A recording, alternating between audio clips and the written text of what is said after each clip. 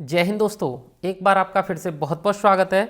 आज की क्लास भी हमारी सीटेट दिसंबर 2024 की तैयारी के लिए होगी और इस क्लास में हम हिंदी पेडागोजी के टॉप 30 एमसीक्यूज़ को कवर करेंगे। और साथियों, ये सारे के सारे क्वेश्चन ऐसे होंगे जो हिंदी पेडागोजी के अंदर बार बार पूछे जाते रहे और आगे भी पूछे जाएंगे। तो आज की क्लास आपके लिए बहुत ही इंपॉर्टेंट होने वाली है, तो बिल्कुल भी देर न करते हुए अपने क्लास को शुरू करते हैं। अगर आप चैनल पर नए हैं तो चैनल को सब्सक्राइब करें, वीडियो को लाइक और शेयर करें। अब चलते हैं अपने पहले प्रश्न की ओर। हमारा पहला प्रश्न है, वाचिक अभिनय द्वारा शिक्षक का तात्पर्य है। इसका मतलब है साथियों, वाचिक अभिनय के लिए शिक्षक का तात्पर्य क्या है। ऑप्शंस हैं, अध्यापक द्वारा नाटक का वाचन, कई विद्यार्थियों द्वारा विभिन्न पात्रों के संवाद बोलना, एक छात्र द्वारा नाटक का वाचन करना, अध्यापक द्वारा नाटक का अभिनय करना। तो साथियों, अध्यापक द्वारा नाटक का अभिनय करना बिल्कुल गलत है। एक छात्र द्वारा नाटक का वाचन करना ये भी गलत है और ये भी गलत हो जाएगा। तो ऑप्शन ए हमारा यहाँ करेक्ट होगा। वाचिक अभिनय क्या होता है? वाचिक अभिनय होता है अध्यापक द्वारा नाटक का वाचन करना, न कि नाटक का अभिनय करना।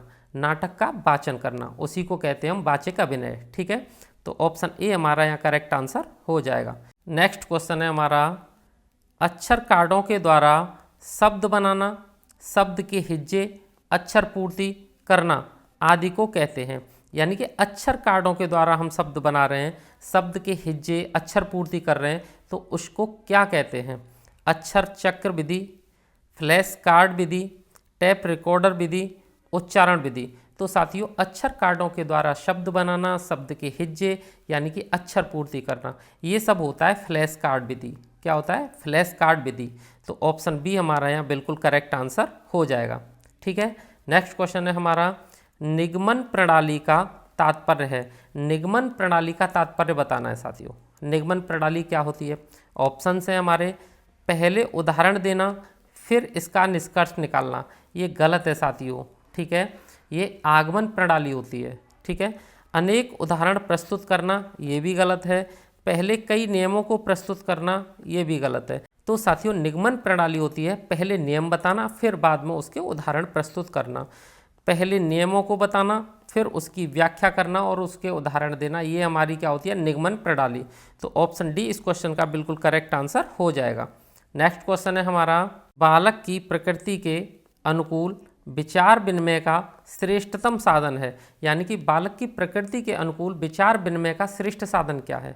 मातृभाषा, राजभाषा, विदेशी भाषा, संस्कृत। तो साथियों, संस्कृत गलत हो जाएगा क्योंकि संस्कृत जरूरी नहीं है सबकी मातृभाषा हो।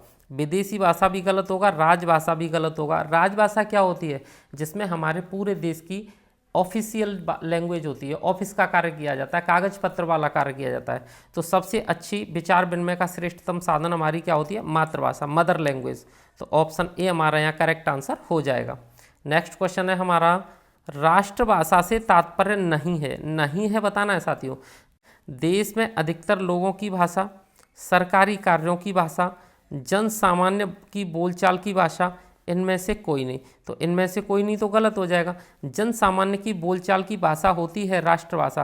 राष्ट्रभाषा ऐसी भाषा होती है जो ज़्यादातर उस देश के जो देशवासी हैं वो बोलते हैं। ठीक है, राजभाषा क्या होती है? राजकीय भाषा या राजभाषा होती है ऑफिशियल लैंग्वेज, जिसमें ऑफिस का कार्य किया जाता है। ठीक है, सरकारी कार्यों की भाषा ये गलत हो जाएगा और ये भी यहाँ सही होगा। तो यहाँ पे ऑप्शन बी हमारा एकदम करेक्ट आंसर हो जाएगा। तीनों में से, ए बी सी में से राष्ट्रभाषा सरकारी कार्यों की भाषा नहीं होती। ठीक है, नेक्स्ट क्वेश्चन है हमारा, विद्यार्थीगण अक्षर विन्यास तथा वर्तनी की अशुद्धियां न करें, इसके लिए आवश्यक है। विद्यार्थीगण अक्षर विन्यास और वर्तनी की अशुद्धियां ना करें, इसके लिए क्या जरूरी है? काव्य का रसास्वादन, कहानी लिखना, श्रुत लेखन का अभ्यास, सामूहिक वाचन। तो साथियों, काव्य का रसास्वादन गलत हो जाएगा, इससे तो गलती कर सकते हैं लिखने में वर्तनी की। कहानी लिखना भी गलत हो जाएगा। श्रुत लेखन का अभ्यास, ये साथियों लड़कों को वर्तनी के लिए और अक्षर विन्यास के लिए परफेक्ट करेगा। ठीक है, और ये भी हमारा गलत होगा। तो ऑप्शन सी हमारा यहाँ बिल्कुल करेक्ट आंसर हो जाएगा। नेक्स्ट क्वेश्चन है हमारा, शिक्षण प्रतिपुष्टि, पुनः नियोजन, पुनः शिक्षण, पुनः प्रतिपुष्टि, नियोजन, शिक्षण उपयुक्त शिक्षण चक्र किस प्रकार की शिक्षण का है। साथियों ये बताना है प्रतिपुष्टि जैसी मिलती है, जैसा फीडबैक मिलता है उसके बाद पुनः नियोजन बनाया जाता है, फिर पुनः शिक्षण किया जाता है, फिर प्रतिपुष्टि ली जाती है, उसके बाद नियोजन शिक्षण। ये चक्र कौन से शिक्षण का हिस्सा है, किस शिक्षण में ये चक्र चलता रहता है। ऑप्शन से हमारे समूह शिक्षण, व्यावसायिक शिक्षण, द्रुत शिक्षण, सूक्ष्म शिक्षण। तो साथियों समूह शिक्षण इसका गलत होगा, दूसरा भी गलत होगा, तीसरा भी गलत होगा। क्यों? क्योंकि ये माइक्रो टीचिंग यानी कि सूक्ष्म शिक्षण का हिस्सा है। ठीक है, तो ऑप्शन डी हमारा यहाँ करेक्ट आंसर हो जाएगा। माइक्रो टीचिंग में यही किया जाता है, जैसा फीडबैक मिलता है फिर उस पर दोबारा से पाठ्य योजना बनाई जाती है, उसका शिक्षण कराया जाता है, फिर फीडबैक आती है, अगर फिर भी गलती है तो फिर से नियोजन, फिर से शिक्षण और फिर से फीडबैक, ये सब चलता रहता है, ये पूरा चक्र। ठीक है साथियों, तो नेक्स्ट क्वेश्चन है हमारा, कक्षा में उच्चारण कराते समय अध्यापक पहले बोलता है और बच्चे उसके बाद बोलते हैं तो उस विधि को कहते हैं। यानी कि पहले अध्यापक बोल रहा है और उसके बाद बच्चे बोल रहे हैं, इस विधि को हम क्या कहेंगे? अनुकरण विधि, ध्वन्यात्मक विधि, रसास्वादन विधि, व्याख्यान विधि।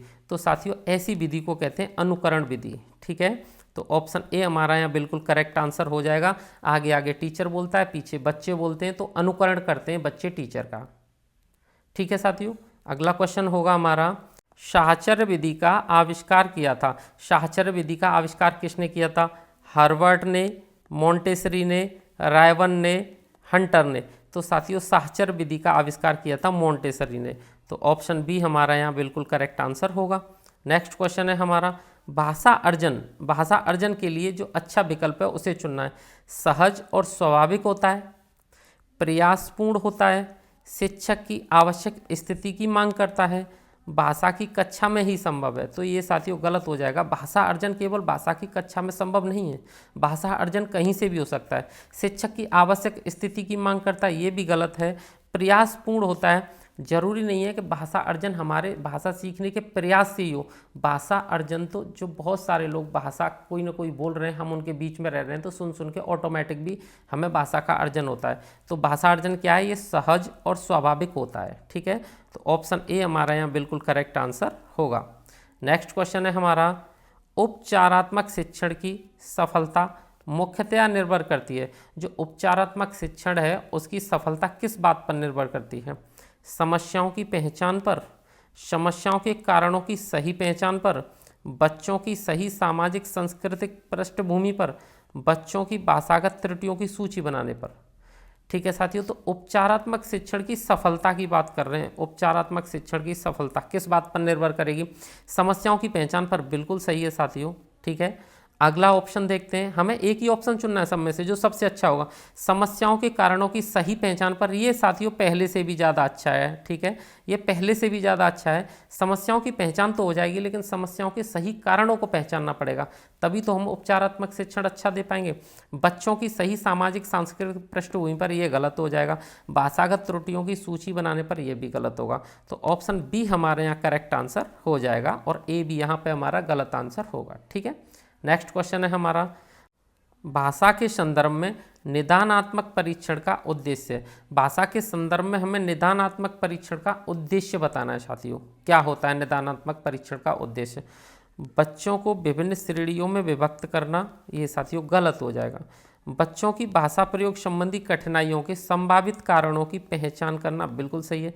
निदानात्मक परीक्षण में हम क्या करते हैं? बच्चों की जो भाषा प्रयोग संबंधी कठिनाई है उसके कारणों को पहचानते हैं, तभी तो उसका निदान करते हैं। ठीक है, बच्चों के भाषा हेतु प्रयोग के अवसर जुटाना, बच्चों को अगली कक्षा में प्रोन्नत करना, ये भी साथियों गलत है। ठीक है, तो ऑप्शन बी हमारा यहाँ बिल्कुल करेक्ट आंसर होगा। नेक्स्ट क्वेश्चन है हमारा, भाषा की पाठ्य पुस्तक में ऐसे पाठ रखे जाएं जो, भाषा की पाठ्य पुस्तक में कैसे पाठ रखे जाएं? ऑप्शन से हैं, सरल भाषा में प्रयुक्त हों, बच्चों के परिवेश से जुड़े हों, केवल व्याकरण के नियमों का ही अभ्यास कराते हों, अत्यंत छोटे हों। तो साथियों ये गलत हो जाएगा, अत्यंत छोटे हों। केवल व्याकरण के नियमों का अभ्यास कराएं, ये भी गलत है। बच्चों के परिवेश से जुड़े हों, ये बिल्कुल सही है। हमें भाषा की पाठ्य पुस्तक में ऐसे ही पाठ रखने चाहिए जो बच्चों के परिवेश से जुड़े हों। सरल भाषा में प्रयुक्त हो, ये भी गलत हो जाएगा। तो ऑप्शन बी हमारा यहाँ बिल्कुल करेक्ट आंसर होगा। ठीक है, नेक्स्ट क्वेश्चन है साथियों, द्वितीय भाषा के रूप में हिंदी सीखने का मुख्य उद्देश्य है। हम हिंदी सीख रहे हैं साथियों, किसमें? द्वितीय भाषा के रूप में, ये याद रखना है। तो क्या उद्देश्य हो सकता है? ऑप्शन देख लेते हैं। हिंदी के व्याकरण पर अधिकार प्राप्त करना। जब द्वितीय भाषा के रूप में सीख रहे हैं तो जरूरी नहीं है कि हम हिंदी के व्याकरण पर बिल्कुल अधिकार प्राप्त करें, ये तो गलत हो जाएगा। दैनिक जीवन में हिंदी समझने तथा बोलने की क्षमता का विकास करना, ये बिल्कुल सही हो जाएगा। द्वितीय भाषा के रूप में हिंदी सीख रहे हैं तो हम यही चाह रहे हैं कि उसे समझ पाएँ और बोल पाएँ, ठीक है। मानक हिंदी लिखने में निपुणता प्राप्त करना, ये भी गलत होगा। हिंदी और अपनी मातृभाषा के अंतर को कंठस्थ करना, ये भी गलत हो जाएगा। तो ऑप्शन बी हमारा यहाँ बिल्कुल करेक्ट आंसर होगा, ठीक है। नेक्स्ट क्वेश्चन है हमारा, भाषा में सतत और व्यापक मूल्यांकन का उद्देश्य है, यानी भाषा के अंदर पूछा जा रहा है सतत और व्यापक मूल्यांकन का उद्देश्य क्या है साथियों, ठीक है। बच्चों को उत्तीर्ण और अनुत्तीर्ण श्रेणी में रखना, ये तो गलत हो जाएगा। केवल बच्चों की कमियां जानना, ये भी गलत होगा। सतत और व्यापक मूल्यांकन का उद्देश्य केवल यह नहीं है कमियां जान लें, ठीक है। बच्चों के द्वारा भाषा सीखने की प्रक्रिया को जानना और समझना, ये बिल्कुल सही है। बच्चे भाषा की प्रक्रिया कैसे सीख रहे हैं, भाषा क्या दिक्कत आ रही है, समझ पा रहे हैं या नहीं समझ पा रहे हैं, ये सतत और व्यापक मूल्यांकन का उद्देश्य होता है। केवल यह जानना कि बच्चों ने कितना सीखा, ये भी गलत है। तो ऑप्शन सी हमारा यहाँ बिल्कुल करेक्ट आंसर हो जाएगा, ठीक है। नेक्स्ट क्वेश्चन है हमारा, भाषा अर्जन और भाषा अधिगम में महत्वपूर्ण अंतर है। भाषा अर्जन और भाषा अधिगम में अंतर बताना है साथियों। ऑप्शन है हमारे, भाषा सीखने सिखाने की पद्धति, भाषा का कठिनाई स्तर, भाषा की पाठ्य पुस्तक, भाषिक परिवेश की उपलब्धता। तो साथियों भाषा अर्जन और भाषा अधिगम, ये सीखने सिखाने की पद्धति, ये कोई अंतर नहीं है। भाषा का कठिनाई स्तर और पाठ्य पुस्तक, ये गलत हो जाएगा। लेकिन भाषिक परिवेश की उपलब्धता, हमारा भाषिक परिवेश कैसा है, ये हमारे भाषा अर्जन और भाषा अधिगम दोनों में सबसे महत्वपूर्ण अंतर है कि हमारा भाषिक परिवेश कैसा है। हम इसी से भाषा का अर्जन कर सकते हैं बहुत अच्छा, उतना अच्छा कि हम अधिगम भी नहीं कर सकते क्लास में, ठीक है साथियों।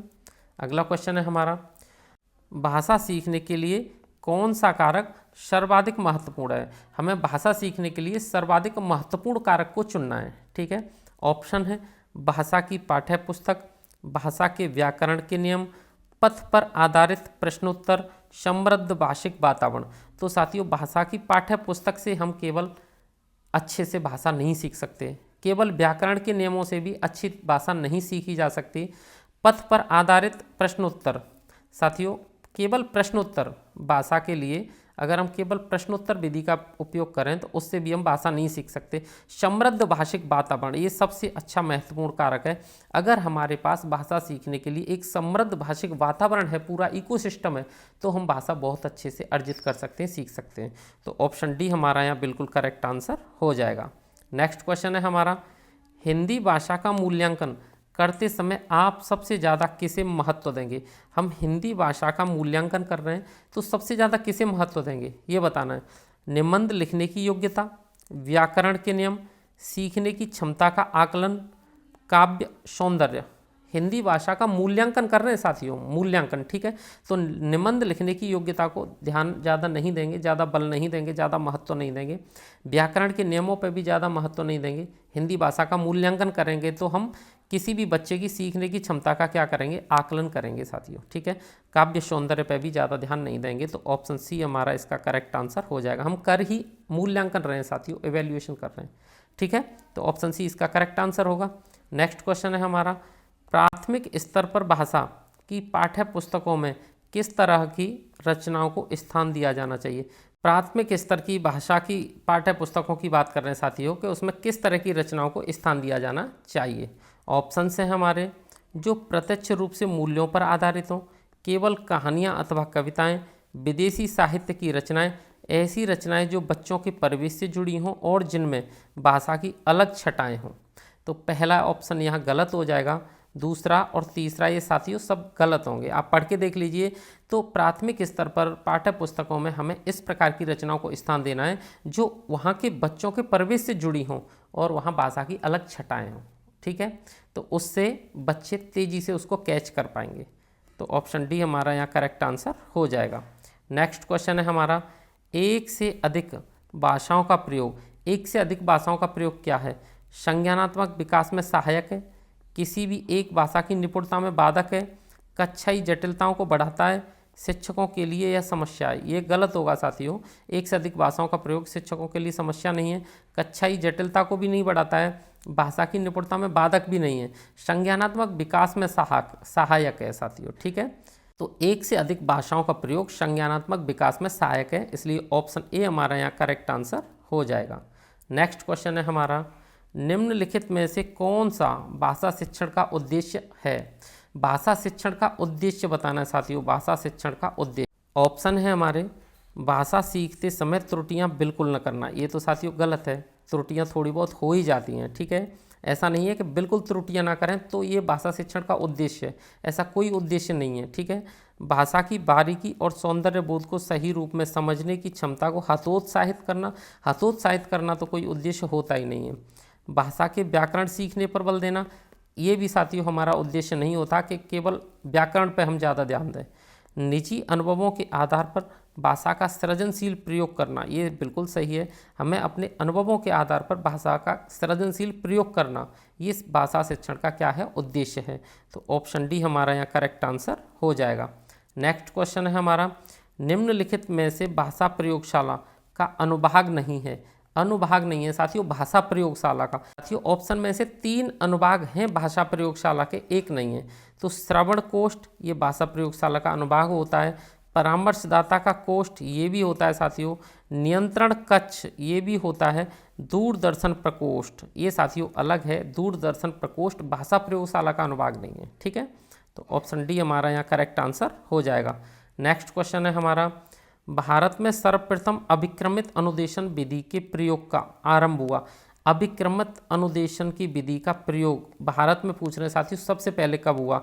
तो वो हुआ था 1963 में। ठीक है, 1963 में। ऑप्शन ए हमारा यहाँ बिल्कुल करेक्ट आंसर हो जाएगा। नेक्स्ट क्वेश्चन है हमारा, भाषा अर्जन में महत्वपूर्ण है। भाषा अर्जन में महत्वपूर्ण क्या है ये बताना है।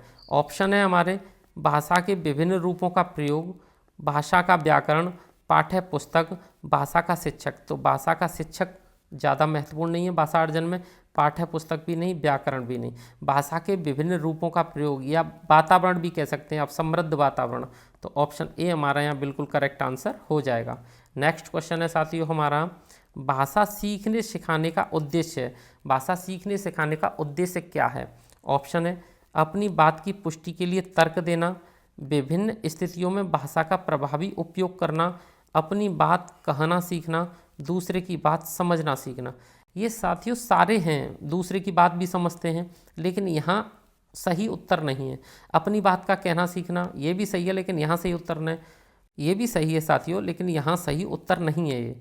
अपनी बात की पुष्टि के लिए तर्क देना ये भी सही नहीं है। सबसे सही आंसर है यहाँ कौन सा? विभिन्न स्थितियों में भाषा का प्रभावी उपयोग करना।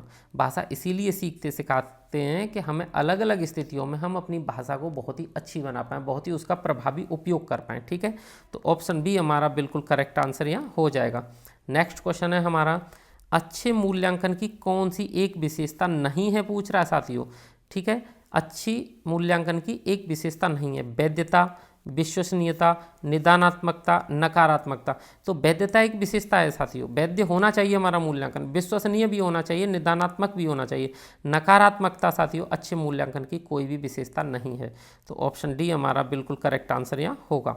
नेक्स्ट क्वेश्चन है हमारा, सूचना शिक्षण तकनीकी का पद नहीं है। नहीं है बताना है साथियों, सूचना शिक्षण या आप ये भी बोल रहे हैं सूक्ष्म शिक्षण का। ठीक है, सूक्ष्म शिक्षण तकनीकी भी बोल सकते हैं, का पद नहीं है।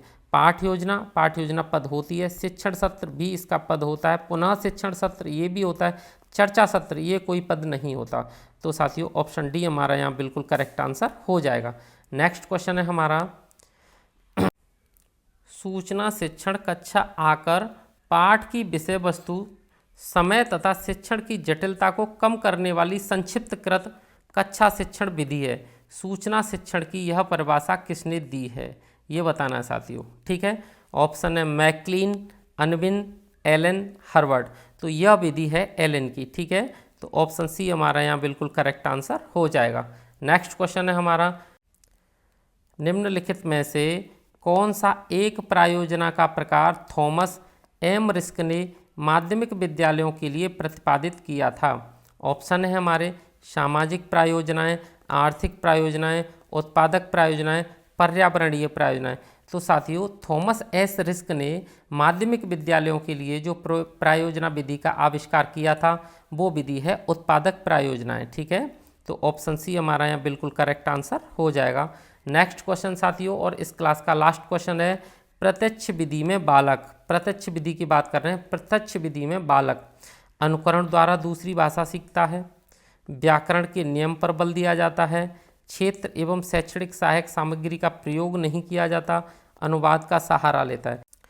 तो साथियों, प्रत्यक्ष विधि में बालक अनुकरण द्वारा दूसरी भाषा सीखता है, तो इसका ऑप्शन एक बिल्कुल करेक्ट आंसर हो जाएगा।